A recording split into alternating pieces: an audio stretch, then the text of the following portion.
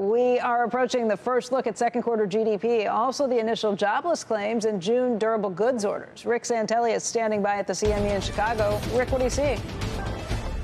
Yes, and there's a litany of numbers today. We'll try to do them all very efficiently here. Initial jobless claims hitting the wires at 235,000. That's a bit lighter than we were expecting, at least following an unrevised for now, 243,000. 235,000, well, at 245, they upgraded last month by 2,000, which makes this month down 10,000. On continuing claims, the seventh consecutive week above 1.8 million, 1,851,000. Now, let's go to GDP. Our first look at second quarter GDP. Better than expected, 2.8%. 2.8%. We're expecting 2%. Of course, if you comp that, that is going to be bumping right up against the last quarter of last year when it was up 3.4. If we look at consumption, also solid, 2.3%. Also the best since the last quarter of last year. And these are both following much lower numbers for the previous quarter, 1.4 on the GDP, 1.5 on consumption.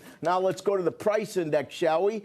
This one comes in cooler than expected, which is not a bad thing. Last look was 3.1, expecting this to be 2.6, comes in at 2.3. That's the lightest level, well, since Dees, when it was 1.6. And once again, this number is moving in the right direction. Well, we have been at a lower pricing pace. Now let's look at the core PCE, expected to be 2.7. Last look, 3.7. Comes in at 2.9, so a bit hotter than expected, cooler than our last look. And of course, that compares with the last quarter of last year as well, when it was at a much lower 2%. Finally, durable goods. Durable goods. Now, these are preliminary look, and it's a volatile series, so these will be changed in a couple weeks and fine-tuned. We're expecting up 0.3. This is a huge miss. Huge miss. Minus 6.6%.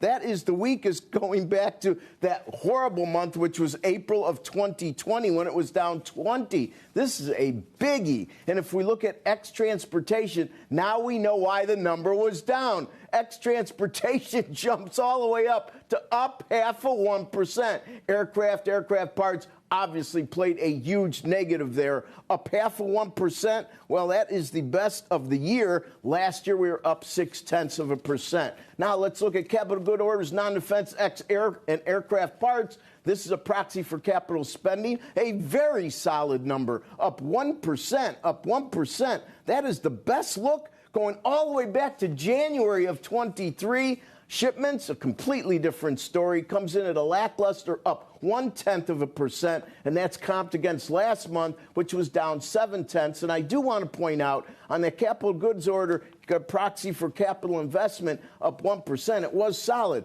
but last month was even revised lower to minus 0.9. So when you look at orders and shipments under the guise of the big bump down last month against the pop, at least on the orders side this month, it kind of comes out in the wash. I like the way the markets divine everything that I've put forth here, because we were at 435 and a 2 before all that data. Now we see the yields are up back at 439. We're at 419 on a 10-year, which was down 9 basis points on the session. That moved back up 3 basis points. So what we are seeing is a little bit higher than we were before the number, where they were significantly lower. And you could see by the data points what most likely pushed that up, and that was some of the better second quarter numbers. Even though the pricing improved, as I said, we've been there, done better in the past.